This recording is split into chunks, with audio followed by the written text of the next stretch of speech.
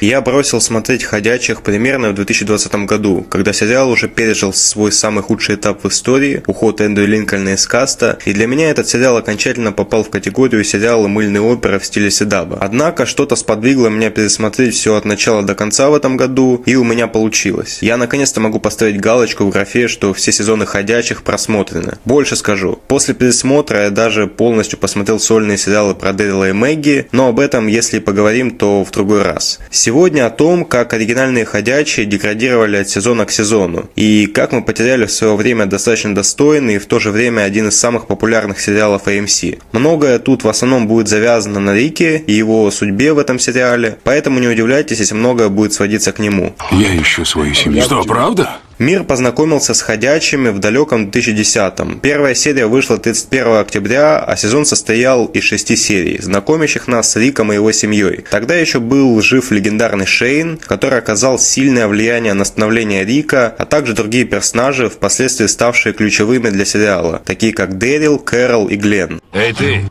Да, ты в танке. Тебе там удобно? Хочу отметить количество эпизодов – 6. Это цифра, балансирующая между хорошим повествованием, знакомством с основными ГГ и погружением в новый постапокалиптический мир без глупой нудятины и серии ради серии. Я не скажу, что являюсь фанатом первого сезона и что для меня в свое время этот сериал моментально затянул. Честно, я вообще не любитель этих начал, ориджинов, истории становления и всего рассказывающего, как все начиналось. Нет, меня затянуло, наверное, в конце второго сезона, где начала прокладываться дорожка к становлению Рика. Ведь тогда он еще был не лидером, он был простым полицейским, искавшим свою семью. Второй сезон продолжал знакомить нас с новым миром, в котором людям уже не место. Происходила своеобразная акклиматизация героев к постапокалипсису. Как кто помнит, не помнит, второй сезон в основном был на ферме Хершела. Нас познакомили с новыми героями в лице вышеупомянутого героя, а также Мэгги и Бет, которые проследуют с основной группой в следующих сезонах. Но также я бы выделил, что основная сюжетная линия – это конфликт Рика и Шейна, который в конечном итоге привел к смерти второго от рук первого. Именно этот момент стал отправной точкой в жизни Рика, потому что убийство лучшего друга, по совместительству напарника и человека, спасшего Лори и Карла в свое время, стал очень болезненным. Будь ты проклят за то, что вынудил меня сделать это, Шейн. Это все ты, а не я. Я про это еще укажу, но тут стоит отметить, что именно Шейн стал тем человеком, сделавшим Рика таким, каким он должен был быть для обеспечения безопасности своей семьи и всей группы в целом. Шейн был своеобразным будущим, которое Рик пока не был готов принять. Он прекрасно осознавал, что старый мир мертв, и не надо думать, а надо действовать здесь сейчас, в новом. Рик же весь сезон держался за прошлое и за мораль, поэтому убийство Шейна стало одновременно и убийством старого Рика. А затем все те испытания, через которые он протащил группу. Тюрьма, губернатор, каннибалы и в конце концов его знаменитая речь в Александрии, где цикл наконец замкнулся и он стал практически копией Шейна, говоря слово в слово, как тот во втором сезоне. Можно еще долго философствовать о том, что было бы сериалом, если бы Шейн остался в живых и к чему бы привел дуэт Рика и Шейна. Но, к сожалению, как в сериале, так и в оригинальном комиксе мы потеряли Шейна. Однако не будем отклоняться, второй сезон точно является одним из лучших, но даже учитывая важную сюжетку, для меня он не эталонный и просто является частью истории. Там были определенные суровые вайбы, но история постепенно текла до финальной серии, где Рик положил конец демократии в группе и проложил дорогу к своему прайму. Если вы остаетесь, то больше никакой демократии. В третьем сезоне мы видим развитие Рика и всей группы в целом. Те, кто не мог о себе позаботиться и были беззащитными, изменились и адаптировались. Рик стал сильнее, стал суровым лидером и опорой для всей группы. Он уже не тот офицер Френдли из первого сезона. Он больше никого не спрашивает и принимает решения один вплоть до тюрьмы, где он принимает на себя новый удар – смерть Лори. Хоть и после убийства Шейна их отношения уже были сломаны, но Рик теряет последнюю крупицу старого себя, а затем практически на весь сезон впадает в безумие. Галлюцинации, звонки, Лори в белом платье. Рик нес на себе слишком много. Именно это и сломило его в какой-то момент. Рик, успокойся, не нужно. Вам тут не место. Вон! Прошу! Успокойся, спокойно. Уходите. Губернатор же в этом сезоне это не просто антагонист. Он был введен в очень удачный момент, потому что является своеобразным отражением Рика, того, кем он мог бы стать, если бы окончательно отказался от человечности. У него тоже есть есть определенные принципы, своя группа, даже больше, на тот момент целый город и также серьезная травма от потери дочки. Но он уже перешел грань, поэтому весь третий сезон — это не только война за тюрьму, это столкновение двух моделей лидерства. И изыдут творившие добро в воскресенье жизни, а делавшие зло в воскресенье осуждения. Также стоит сказать о не менее важной части Рика — Карле. Он в третьем сезоне — это последствия решения Рика. Под влиянием отца Карлу пришлось быстрее остальных становиться сильнее и адаптироваться к новому миру, что, несомненно, было губительно для его психики. Ему пришлось убить свою мать после рождения Джудит, а затем в финале сезона он уже начал жить по принципу «если не убьешь, убьют тебя», которому его научили Рик и Шейн. Весь сериал Рик пытался защитить Карла от мира, однако сам сделал его частью этого мира. Мне жаль, что тебе пришлось это сделать. Для того я там и находился. Я поеду с вами.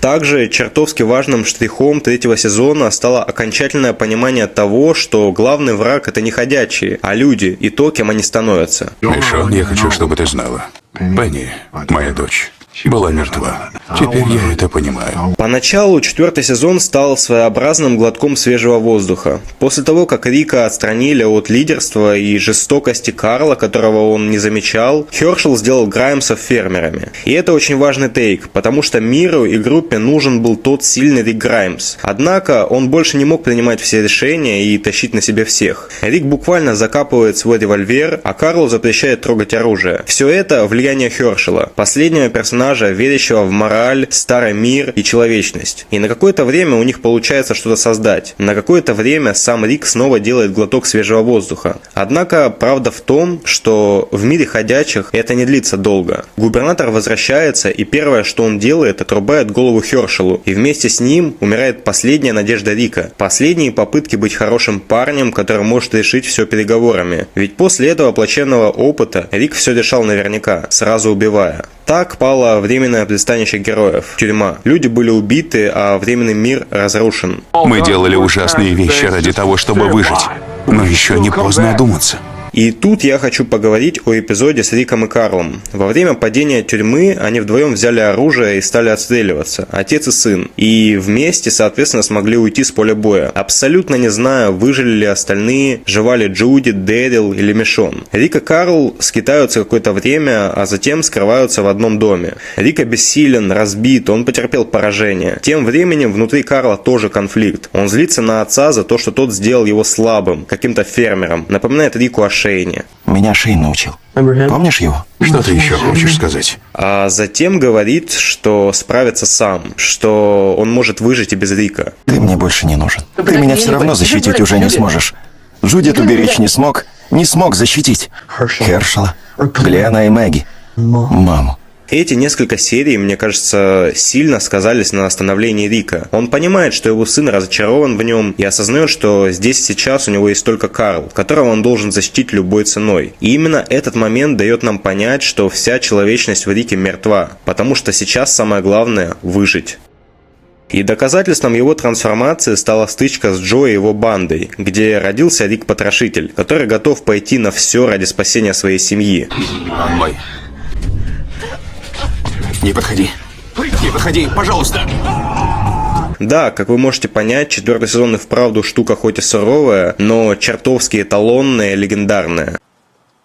Ты мой брат. Пятый сезон был не хуже, даже лучше. Терминус, стычка с каннибалами – это очередное показательное проявление того, что Рик уже совершенно другой человек. Безжалостный лидер, защищающий своих, а не хороший парень, пытающийся оправдать свои поступки. Они почувствуют себя кретинами, когда узнают. Узнают что? Не на тех они нарвались. В середине сезона мы увидели пик группы как единого организма. Эти люди держатся друг за друга, готовы убивать. Они уже не просто группа выживших, это семья, которой, кстати говоря, быстро адаптировались новые персонажи, а именно Абрахам, Юджин и Розита, двое из которых проследуют вплоть до самого финала сериала. Но сейчас не об этом. Что в ней было? В ней пушки АК-47. Магнум 44-го калибра. Автоматическое оружие. Прибор ночного видения. Блочный лук. И мачете с красной рукоятью. Им я тебя и убью. После терминуса Рик доказал одно. Он сделает все, чтобы его люди выжили. И это обезоруживает всех. Даже Абрахама, который также является лидером. Но он подчиняется ему, потому что... В двух словах. За вашим забором океан дерьма. Рик это дерьмо знает от и до. И в этот момент в жизни Рика и его семьи появляется Александрия. Но не все так просто. Прежний Рик бы сразу согласился и примкнул. Но новый, другой человек. На предложение Аарона присоединиться к группе к Александрии Рик отвечает правым хуком в лицо. Все очень просто. Его люди пережили терминус, сражались с губернатором и Вудбери, убивали копов в Атланте. Сейчас совершенно другое время и другая игра. Быть доверчивым небезопасно. Я убивал людей. Уже даже и не знаю сколько. Зато знаю, почему они все мертвы. Они умерли, чтобы жила моя семья и все наши люди. Однако группа становится частью сообщества, постепенно вливается, Рик сбривает свою праймовую бороду и на время становится шерифом. Однако Александрия – это не просто новая локация, это глоток свежего воздуха, чистые дома, душ, электричество, даже люди, которые все это время жили почти в тепличных условиях. Но для Рика это угроза, он уже не может быть тем, кем был до этого. Он прекрасно понимает, что эти люди очень слабы и не готовы к взаимодействию с реальным миром, и начинается внутренний конфликт. С одной стороны, это шанс на нормальную жизнь для Карла и Джудит, для всей группы в целом. С другой стороны, Рик зашел слишком далеко, чтобы снова стать хорошим парнем. И тут все вырывается наружу после стычки с Питом. И это ключевое, что я бы назвал важной частью эволюции Рика после убийства Шейна. И именно тут он сказал: Если не бороться, умрешь. А я не стану сидеть. Рик прошел через многое и смог выжить. Его семья живет, его люди живы. И все благодаря тому, что он осознал слова Шейна и стал тем, кем должен был стать. Вы имеете в виду меня? Пятый сезон – это прайм, это просто пик. Я бы назвал это лучшим сезоном сериала. Здесь Рик максимально адаптировался к новому миру, но мир начинает меняться, и речь идет о 6-м сезоне. Я думал, скольких из вас мне придется убить, чтобы спасти вам жизни.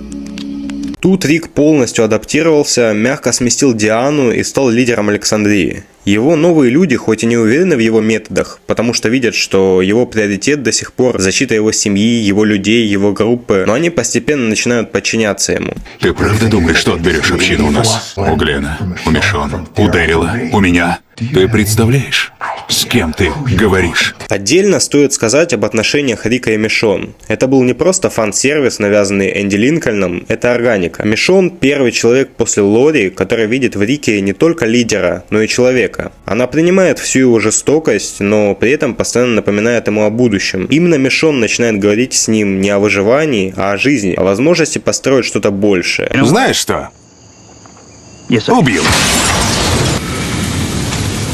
И тут новая угроза в лице людей Нигана. Однако теперь Рик не думает и не распинается, а твердо говорит: Мы убьем их. это его ошибка, последствия которой, я думаю, знают все. Нельзя не упомянуть про один из лучших моментов 6-го сезона, одновременно он и переломный, серия, где Карл лишился глаза. Рик впервые за долгое время снова чувствует себя не лидером, а отцом, который может потерять сына. В больнице он снова сломленный человек, который держит сына за руку и боится потерять его. Этот момент лишает его самоуверенности. Весь сезон он шел вперед и контролировал ситуацию, но страх потерять сына – это напоминание о том, что мир все еще сильнее. В этот момент Рик сделал то же, что и всегда. Вышел на улицу и в одиночку начал рубить ходячих. Это была отчаянная попытка вернуть контроль над ситуацией. Но что тут важно, люди пошли за ним. Тогда они впервые последовали за Риком не из-за страха, а потому что верят в него. Как по мне, именно 6-го сезона пошли бессмысленности, затянутости и тому подобное. Однако я уверен, что никто не будет спорить с грандиозностью финала сезона. Нам презентовали в финале Нигана и дали самую легендарную интригу в истории. Кто умрет? Да, я знаю, что на то время для тех, кто читал комикс, было очевидно, что забьют Глена, однако про Абрахама, как я понимаю, никто не знал, и эти смерти были вправду безжалостными. Но я могу сказать одно. Первое, что всплывает у меня в голове, когда кто-то говорит «ходячие мертвецы», это именно эта сцена. Не сегодня,